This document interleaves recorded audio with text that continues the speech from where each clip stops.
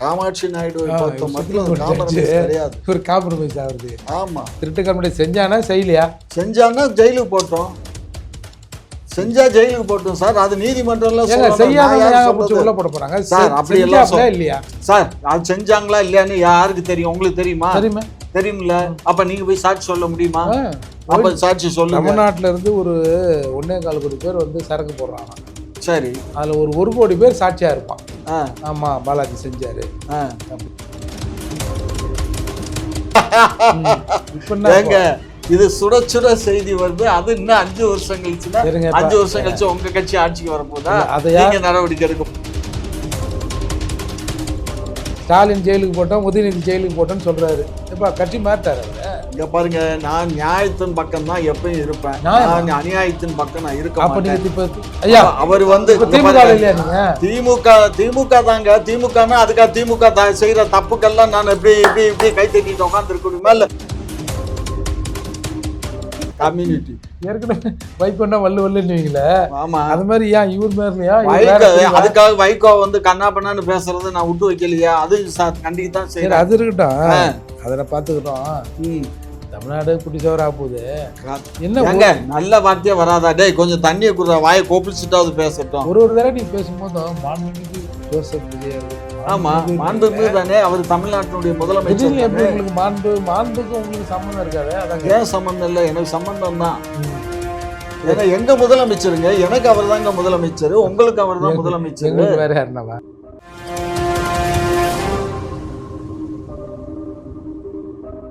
குக்கு செய்தி நேயர்கள் அனைவருக்கும் வணக்கம். இன்றைய சிறப்பு விருந்தினர்கள் முனைவர் ஐயா காமாட்சி நாயுடு மற்றும் வழக்கறிஞரும் புரட்சி தமிழகம் கட்சியின் தலைவருமான ஐயா ஏர்போர்ட் மூர்த்தி அவர்கள் தான். வணக்கம். வணக்கம். இந்த டிவி காட்சி வந்த பிறகு எவ்வளோ அமைச்சர்கள் ஊழல் பண்ணியிருக்காங்க அப்படின்னு சொல்றாங்க.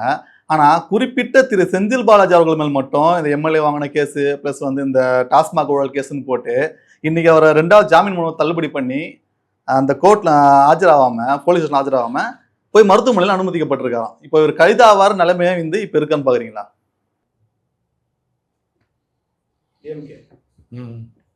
யாரை கேட்குற?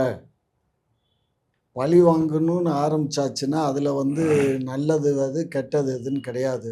ஏற்கனவே வந்து ஒன்றிய அரசு பழிவாங்கு நடவடிக்கையை தொடர்ந்துச்சு. இப்போ அதனுடைய நீட்சியாக நம்மளுடைய மாண்புமிகு தமிழக முதலமைச்சர் திரு ஜோசப் விஜய் அவர்கள் அதே இதை தொடர்றாரு. அவ்வளோதான். தப்பு பண்ணவன் தண்டனை அனுபவிக்கட்டுமே. உண்மையிலேயே வந்து ஆள் தப்பு பண்ணியிருந்தான்னா தண்டனை அனுபவிக்கட்டும். அதில் ஒன்றும் நோ காம்ப்ரமைஸ். காமாட்சி நாயுடு பொறுத்த மட்டும் காம்ப்ரமைஸ் கிடையாது. ஒரு காம்ப்ரமைஸ் ஆகுது. ஆமா, திருட்டு கம்பெனி செஞ்சானா செய்யலையா? செஞ்சானா ஜெயிலுக்கு போட்டோம், செஞ்சா ஜெயிலுக்கு போட்டோம் சார். அது நீதிமன்றம்ல உள்ள போட போறாங்க சார். அப்படி எல்லாம் இல்லையா சார்? அது செஞ்சாங்களா இல்லையான்னு யாருக்கு தெரியும்? உங்களுக்கு தெரியுமா? தெரியும்ல. அப்ப நீங்க போய் சாட்சி சொல்ல முடியுமா? அப்ப சாட்சி சொல்லுங்க. தமிழ்நாட்டுல இருந்து ஒரு 1.25 கோடி பேர் வந்து சரக்கு போடுறாங்க. சரி, அதுல ஒரு 1 கோடி பேர் சாட்சியா இருப்பான். ஆமா, பாலாஜி செஞ்சாரு அப்படின்னு என்ன சொல்றீங்க? இப்போ அந்த சாட்சி எல்லாம் செல்லாது. உண்மையிலேயே வந்து ஒரு ஒரு ஒரு நிலையான ஆட்சியில நிலையான மக்கள் வந்து சாட்சி சொல்லணும். கோர்ட்ல வந்து அதுக்கு ப்ரூவ் பண்ணணும். இதெல்லாம் ப்ரூவ் பண்ணா தான் வந்து அது செல்லும். சென்று அப்படி வந்து அவர் உண்மையை ஒப்புக்கொண்டு இல்ல ஒண்ணு பண்ணுங்க. சொல்லுங்க ஐயா. அப்பா புள்ள யாரையாவது கூப்பிட்டு அப்ரூவர் ஆக சொல்லுங்க. நாங்க என்ன மஸ்துக்கு அப்ரூவல் ஆகணும்? என்ன மஸ்துக்கு வாங்கி தின்னீங்கல்ல, வாங்கி தின்னாம அந்த மஸ்துக்கு அங்க பாருங்க, யாரு வாங்கி தின்னாங்களோ அவங்க போகட்டும், அத பத்தி கவலை இல்லை. நீங்க எதுக்கு அப்பா 50,000 கோடி வந்து அவர் ஒண்டியாவே பாலாஜி. நீங்க இதெல்லாம் நீங்க வந்து தேவையில்லாத விஷயம். இப்ப எனக்கு கூட தான் சில பேர் சொல்றாங்க, காற்று வாக்குல சில செய்திகள்லாம் வருது. இங்க இருக்கக்கூடிய டாஸ்மாக் தயாரிப்பாளர்கள்ட்ட எல்லாம் வந்து மொத்தமா ஒரு 800 கோடி இதா இருக்கு, டிரான்ஸ்பர் ஆயிருக்கு.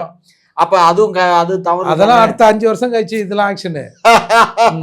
இப்ப இது சுட சுட செய்தி வருது. அது இன்னும் 5 வருஷம் கழிச்சுன்னா 5 வருஷம் கழிச்சு உங்க கட்சி ஆட்சிக்கு வரப்போதா நீங்க நடவடிக்கை எடுக்க போறீங்க? நீங்க வரப்போறது இல்ல, வேற யாரும் வருவாங்க. நாங்க கண்டிப்பா வரமாட்டோம், நீங்க கவலைப்படாதீங்க.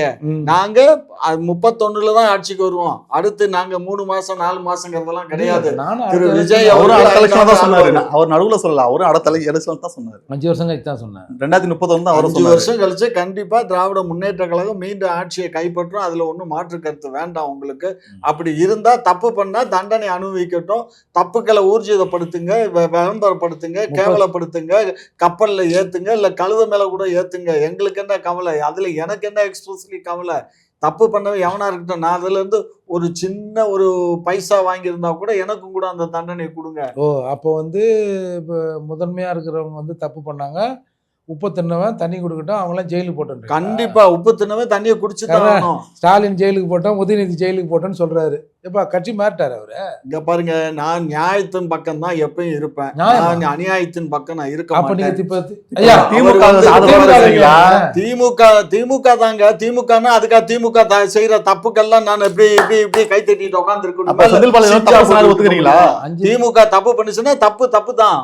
அதுல என்ன 5 வருஷம் அப்படித்தானே இருந்தீங்க? 5 வருஷம் நான் நடுநிலையோட தான் இருந்தேன். ஆனா உங்களுக்கு பார்க்க அப்படி தெரிஞ்சிருக்கு. சாக்கடையில கிடந்தீங்க 5 வருஷம் நடுநிலையா இருந்தீங்க. இந்த கரூர் வழக்குல வந்து இந்த செந்தில் பாலாஜி அவர்கள் முக்கிய இவர் தான் எல்லாத்தையும் பண்ணான்னு சொல்லி பேசிட்டு இருக்காங்க. அதனாலதான் இவர் வந்து டார்கெட் பண்ணி எல்லா கேஸும் அவர் மேல போட்டி ஒரு எதனா பண்ணணும்னு பாக்குறோம் டிவிக்கு. இல்ல நீங்க வந்து இந்த பொறி வந்து முதல்ல செந்தில் பாலாஜிக்கு வைக்கப்பட்ட பொறி. இது எங்க போய் முடியும்னா, நேர்மையா உண்மையா இருந்தா அது வந்து மூலஸ்தானத்துல போய் நின்றுடும். யாரும் சொல்றீங்க? ஸ்டாலின் உதயநிதி வரைக்கும் இது போகணும். ஏன்னா ஒரு 30,000-40,000 கோடி ஒண்டியாலாம் அமுக்க முடியாது, ஜீர்ணம் ஆகாது. அதை பல இடத்துல கொடுத்துருப்பாங்க. நீங்கள் இப்போ கட்சி ஃபண்டு பார்ட்டி ஃபண்டுனா அதை அப்போ எங்கே போய் கொடுத்துருப்பாங்க? பார்ட்டி ஃபண்டு நாங்கள் வாங்குதலன்னு சொல்கிறாங்க திமுக. ஏங்க கொடுத்தவன் எல்லாருக்கும் தெரியுங்க. அது எந்த கட்சியாக இருந்தாலுங்க அது அப்படி தாங்க நடக்கும். இப்போ டிவிக்கெல்லாம் இப்போ நடக்கலைன்றாங்க, நாளை பின்ன நடக்க செய்யலாம். அதில் ஒன்றும் எல்லாம் நம்ம அண்ணன் தம்பிங்க தானே, சித்தப்பா பெரியப்பா மக்கள் தானே. நம்மளை பார்த்து தானே வளர்ந்துருப்பான். அவன் எப்படி கையை கட்டி நிற்பான்? அவனும் கையோட தான் செய்வான். பொம்பளை வந்தால் வந்து கூட்டும்போது தான் செய்வான். அதால் இது வந்து சார் நம்ம ஒரு தடவை வந்து மத்திய அரசுலேருந்து இடி வரும்போது கூட புடிச்சிட்டாங்கடா, இந்த தடவை அமுக்கிட்டாங்கடா அவங்கள அப்படின்னு நினைப்போம். அப்புறம் ஒன்றும் இருக்காது. அந்த மாதிரி கூட இவங்க வந்து பண்ணலாம். ஒரு செந்தில் பாலாஜியை பொறுத்தவரை அந்த கரூர் மேட்டரில் அவங்களுக்கு ஒரு ரிவெஞ்ச் இருக்குது, ஒரு கணக்கு இன்னும் தீர்க்கப்படாமல் இருக்குதுன்னு அவர் நம்ம சிஎம்ஏ சொன்னார் இல்லையா? அந்த கணக்கை எதையாவது போட்டு கூட்டு கழிச்சு ஏதாவது போட்டுக்கிட்டு பார்க்கலான்னு பார்க்குறாங்க. பட் ஆனால் வந்து அவர் ஒன்றும் யோக்கியம் இல்லை, திட்டுக்கும் இது தானே. அதே கரூரில் வந்து இறந்தவங்களுக்கு வந்து அரசு வேலை கொடுத்தாங்க தாவேக்கா. அதை வந்து நாம் தமிழக சார்பாக மனு போட்டு மதுரை ஹைகோர்ட்டில் வந்து கேன்சல் பண்ணிட்டாங்க. திருப்பி டிவிகே சார்பாக இது வந்து சுப்ரீம் கோர்ட்டுக்கு எடுத்துகிட்டு போயிருக்காங்க. நீங்கள் ஒரு வழக்கறிஞர் அதை எப்படி பார்க்குறீங்க? அதாவது இந்தியன் கான்ஸ்டியூஷனில் ஆர்டிகல் 14 and 16 வந்து சம உரிமை பற்றி பேசுது. அதே மாதிரி தமிழ்நாடு சிவில் சர்வீஸ் அதுக்கான விதிகளும் சில விதிகளை சொல்லுது. அந்த கான்ஸ்டியூஷனுக்கு எதிராக நீ வந்து எந்த அரசு சட்டம் போட்டாலும் அது வந்து நிற்காது. அப்போது அதில் வந்து சொல்லியிருக்காங்க என்னென்ன வகையறாவில் அரசு இந்த மாதிரியான வேலையில் கருணை அடிப்படையில் வேலை தரலான்னு சொல்லியிருக்கிறாங்க. அதை வயலேட் பண்ணி ஊராம்பட்டு நெய்ய முன்னாடி கையை அந்த மாதிரி ஆளுக்கு ஒன்று எடுத்து வச்சுன்னா எப்படி கோர்ட் இப்படி தான் அலோவ் பண்ணோம்? இல்லை அவங்க என்ன சொல்கிறாங்கன்னா அவங்களுக்கு ஒரு வாழ்வாதாரம் தேவை. வாழ்வாதாரம் தேவை சார். நீ கூட 10 கோடி ரூபாய் கூட கோர்ட்டு கேட்க போதா? ஏன் விஜய் அவர்களே நீங்கள் 10 கோடி ரூபாய் அவர்களுக்கு கொடுத்தீர்கள், அவர்கள் அதை எங்கே வைப்பாங்க? ஒரு நீதிபதி அதை கமெண்ட் பண்ணியிருக்காரு. இப்போ 200 கோடிக்கு படம் ஓடி இருக்குங்கிறீங்க, ஏன் ஆளுக்கு ஒரு 2 கோடியை கூட? அது வந்து அவர் ஒப்பீனியனை பேசியிருப்பாரு. சட்டம் அதுதான் சொல்லுது. சட்டம் சில விதிமுறையில் வச்சிருக்குது, புரியுதா?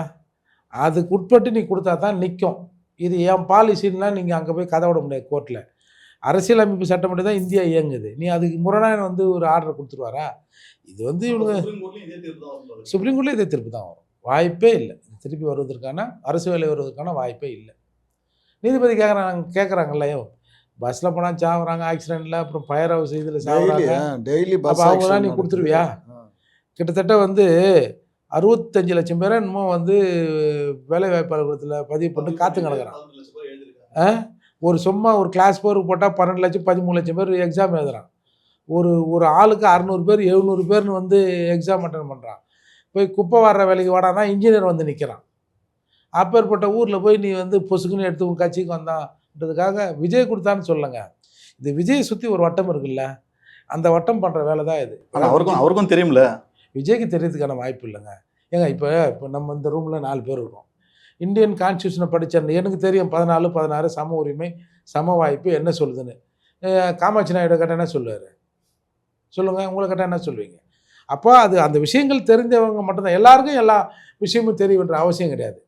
என்ன பண்ணலாம்?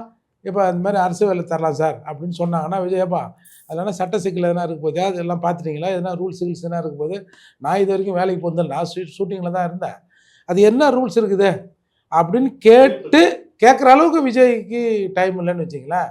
அதை செஞ்சவங்க தப்பு தான் இது. இப்போ தேவையில்லாமல் அரசாங்கத்துக்கு ஒரு கெட்ட பேர் தானே இது வந்து. அதே மாதிரி இப்போ சுப்ரீம் கோர்ட் போனாலும் அப்படி தான் ஆகும். வேறு ஒன்றுத்தில் வாய்ப்பே இல்லை. அதாவது அடிப்படை சட்ட விதிகளுக்கு முரண்மா அரசியலமைப்பு சட்டத்திற்கு மாறா நம்ம ஒன்றுமே செய்ய முடியாது.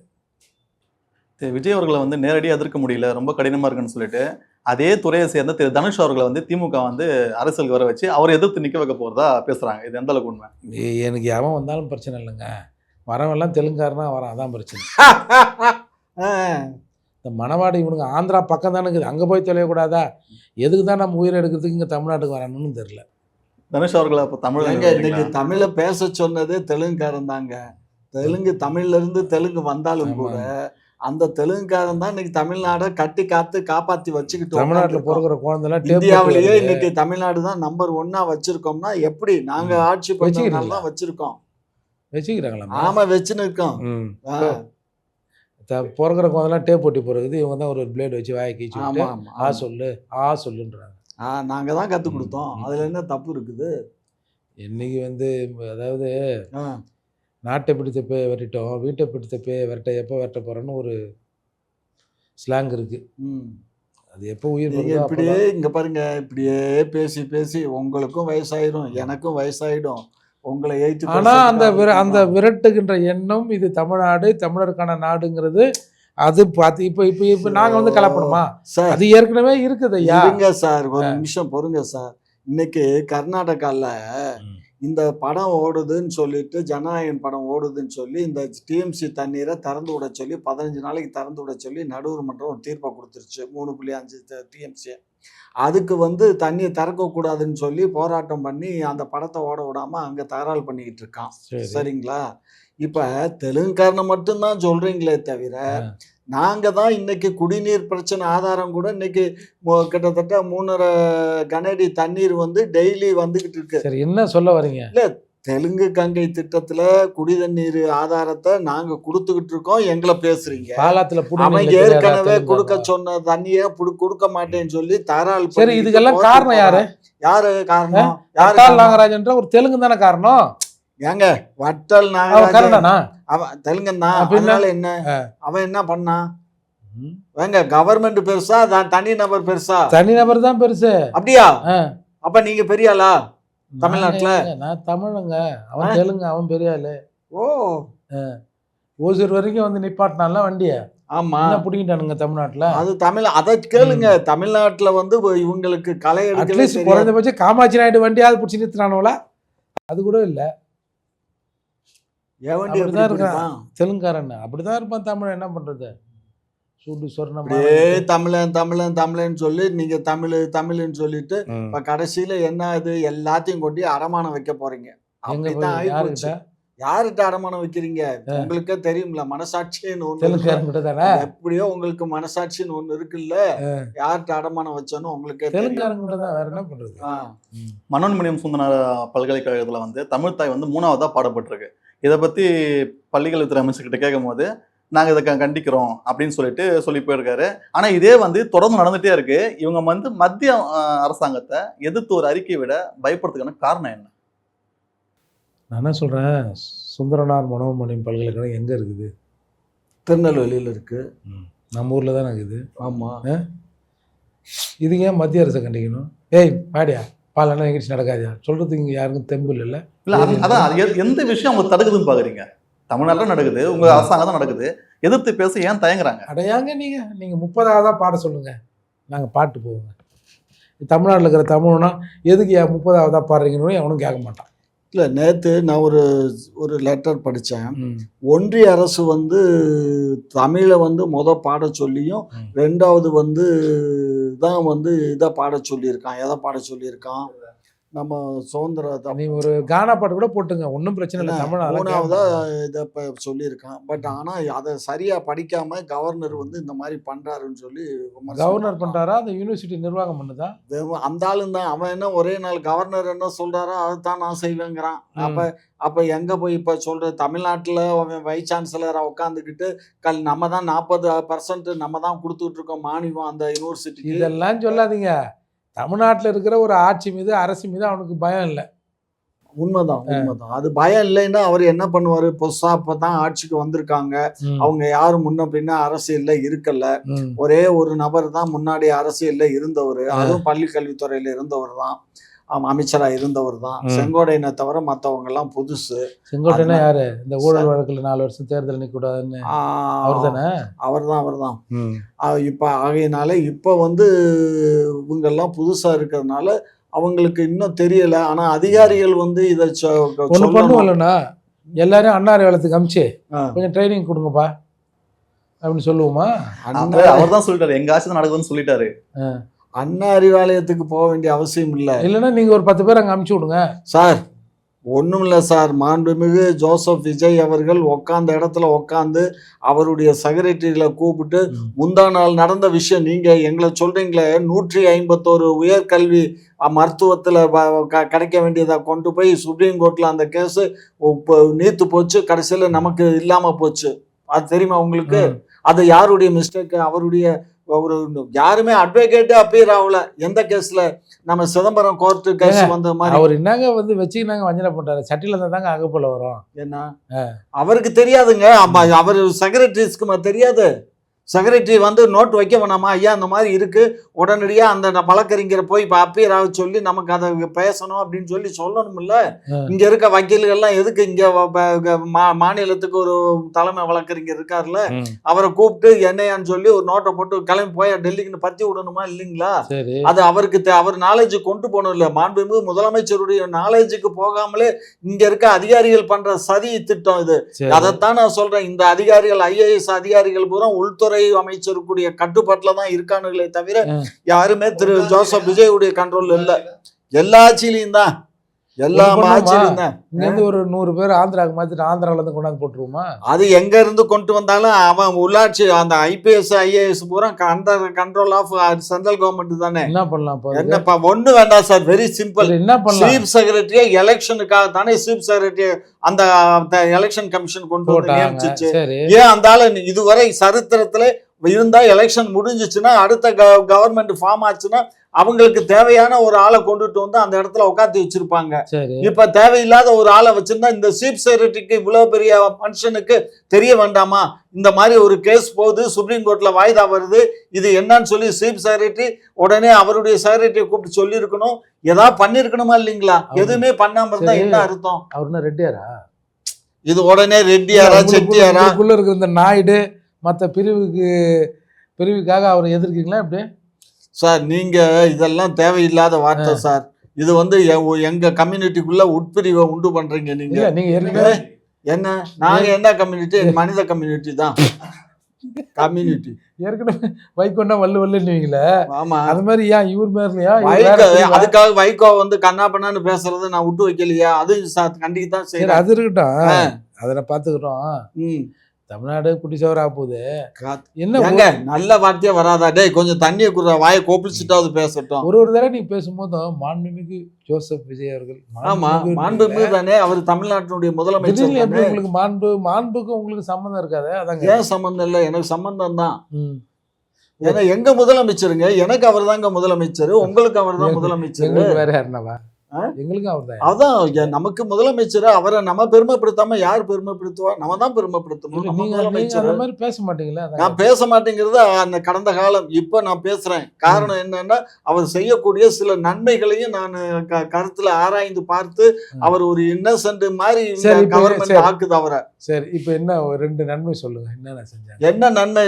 லஞ்சத்தை வந்து ஏறக்குறைய ஒரு 90 விழுக்காடு வந்து இந்த அதிகாரிகள் உருட்டாதீங்க. சும்மா லஞ்சம் ஒழிஞ்சுது அது ஒழிஞ்சுது. சார் அதிகாரிகள் மட்டத்துல குறைஞ்சிருக்கு சார். அது நீ இல்லைன்னு சொல்ல இயலாது சார். அதே மாதிரி கனிம வளங்கள் வந்து வெளி மாநிலங்களுக்கு கடத்தல் போச்சு. இப்ப அவனே வந்து கத்துறான். யாரு கத்துறான்? கேரள முதலமைச்சர் என்ன கேட்கிறான், நாங்களுக்கு NH ரோடு போடணும், அது போடணும், இது போடணும், கனிம வளத்தை நிப்பாட்டிட்டீங்க 3 மாசத்துக்கு சரி, அது நல்ல விஷயம். வேற என்ன நல்ல விஷயம்? நல்ல விஷயம். ஆமா, நல்ல விஷயம் தானே. வேற அதே மாதிரி இப்ப இந்த விவசாயிகள்லாம் வந்து அந்த இதுல இருக்க வண்டல் மண்ணுகளை எல்லாம் தோண்டி எடுத்து நீங்க விவசாயத்துக்கு யூஸ் பண்ணிக்கோங்க அப்படின்னு அது வேற கொடுத்து அதெல்லாம் வேற பண்ணிக்கிட்டு இருக்காங்க. சரி, அதே மாதிரி இந்த கோயில் நிலத்தை வந்து கொல்ல போனதை இப்போ நம்ம அப்பீல் போட்டு அதையும் வந்து கேன்சல் பண்ணியிருக்காரு. பழனி கோவில் நிலத்தை கொல்ல ஒருத்தன் போச்சா? பார்த்தா ஏங்க, என்ன இருட்டோட இருட்டா வந்து எவனோ திருடி மூட்டை மாதிரி சொல்றீங்க? ஆமாங்க, இருட்டோட இருட்டா தான் பத்திரத்தை பதிவு பண்ணாங்க. அந்த பதிவை கேன்சல் பண்ணி கோர்ட்டை உத்தரவு போட்டுருச்சு இல்ல. அது மாதிரி எல்லாம் பண்ற நல்ல விஷயங்கள் தான் பண்றாரு. விஜய் அவர்கள் நல்லதே பண்றாரு, நல்லதை செய்யறாரு. விஜய் அவர்கள் உத்தரவு போட்டாரா கோர்ட்டு போட்டுச்சா? சார் கோர்ட்டு போட்டா என்ன, விஜய் போட்டா என்ன சார்? அவரு அரசுல யாரு அப்ப பண்ணாலும் கோர்ட் எல்லாம் நல்லது வந்து சார். நீங்க வந்து மோடி கண்ட்ரோல், நீங்க அப்ப மோடி போட்டாருன்னு சொல்லலாமா? சார் இங்க பாருங்க, நீதிமன்றங்கள் எல்லாமே மோடி கண்ட்ரோல்ல தான் இருக்கு. அதுல ஒன்னும் டவுட் வேண்டாம். ஏன்னா தேர்தல் கமிஷன்ல எப்படி ராத்திரியா எப்படி மாத்தினாங்கிறது உங்களுக்கு தெரியும், மனசாட்சிக்கு தெரியும். தேர்தல் கமிஷன்ல தலைமை தேர்தல் கமிஷனரை எப்படி நியமிச்சாங்க, என்ன பண்ணுனாங்க அப்படிங்கறதெல்லாம் தெரியாதா உங்களுக்கு? சரி, பின்னப்போ என்ன இப்ப என்ன அதுக்கு? அதனுடைய ஊழலுடைய மொத்த ஊத்துக்கண்டு தானே அது. ஊழல் பிரைம் ஊழல் மினிஸ்டர் ஊழல், வந்து எங்கும் ஊழல், எதிலும் ஊழல், ஒன்றிய அரசு பிரைம் ஊழல். மினிஸ்டருக்கு வந்து இதை நியமிக்கிற பவர் இல்ல, இவர் வந்து வயலேட் பண்ணி போட்டாருன்னு சொல்லுங்க. வயலேட் பண்றது தானே போட்டான். வயலேட் பண்றதுன்னா சட்டத்துக்கு புறம்பானது தான் போட்டாங்க. அதுக்கு முன்னாடி எல்லாம் சுப்ரீம் கோர்ட் ஜட்ஜு இருப்பாரு, எதிர்கட்சி தலைவர் இருப்பாரு, பிரதமர் இருப்பாரு, 3 பேர் சேர்ந்து தான் பண்ணாங்க. இது வந்து சட்டத்தை அவங்க மாத்தி அதை இப்படி பண்ணி அப்படி பண்ணி வச்சிருக்கீங்க. சரி, இதெல்லாம் என்ன சார் அநியாயம்? உங்க கையில அதிகாரங்கன்னா நீங்க ஒரு 4 தெலுங்காரனை கூப்பிட்டு வேண்டியவனை கூப்பிட்டு போட மாட்டீங்களா? ஆமா, நாங்க அப்படிதான். தெலுங்காரனை கூப்பிட்டு எந்த தெலுங்காரனுக்கு சார் இங்க பொறுப்பு போட்டு கொடுத்தோம் சொல்லுங்க? தமிழ்நாட்டிலே பிறந்து வளர்ந்து வாழ்ந்தவங்களுக்கு தான் சார் கொடுத்துருக்கு. தமிழ்நாட்டுல பிறந்து தமிழ்நாட்டிலே வாழ்ந்துகிட்டு இருக்கவங்களுடைய பரம்பரையா இங்க வாழ்ந்த மக்களுக்கு தான் கொடுத்துருக்கு. நாங்களாங்க செத்து புதிதாக ஆந்திரால இருந்து கூட்டி நாங்களாங்க செத்து கொடுக்கல. கிடக்குறோமா? எது? தமிழ்லாங்க செத்து கிடக்குறான், நீங்க மட்டும் தான் வாழ்றீங்களா? நீங்க வரணும் இல்ல, அரசியல்ல வரணும், முனைப்பா வரணும் இல்ல. உங்க கட்சியில வேற எந்த ஜாதிக்காரனும் சார் முனைப்பா இருக்கணும் சார். தெலுங்கானா முனைப்பா மட்டும் இருந்தா தான் தான் பண்ண கொடுத்தீங்களா? முடியும். இப்ப உங்க கட்சி வச்சிருக்கீங்க, உங்க கட்சியில உங்க ஆட்கள் உங்க தவிர வேற முதல்வர் யாரும் சேர்த்தா முனைப்பா தானேயா? ஏங்க இன்னைக்கு சார் உங்க முதல்வர் யாரு? ஏவா வேலு, சேகர் பாபு, ஆமா நேரு, ஆமா இந்த மாதிரி KK Gandhi, sir, KK KKS sir, ஆ. இந்த மாதிரி ஆளுங்களாம் கூப்பிட்டு சேர்த்தாருன்னா அப்புறம் மத்த எப்படி உள்ள போவான்? அவங்க எல்லாம் மாவட்ட செயலாளரா இருக்காங்க. அவங்க மாவட்ட செயலாளர் அந்தந்த மாவட்டத்துல அருமையா அவங்கள யாருன்னு கேக்குறாரு. பண்ணுவாங்க. அவங்கள யாரு? அதனால அவங்கள கூப்பிட்டு கொடுத்துருக்கோம். வார்டுலாம் ஊர் சாமி, எல்லாம் கட்சியாக்கள் தான். கட்சியா? திமுகவினுடைய மாவட்ட செயலாளர்கள் எல்லாமே அமைச்சர் ஒரு மக்கள்.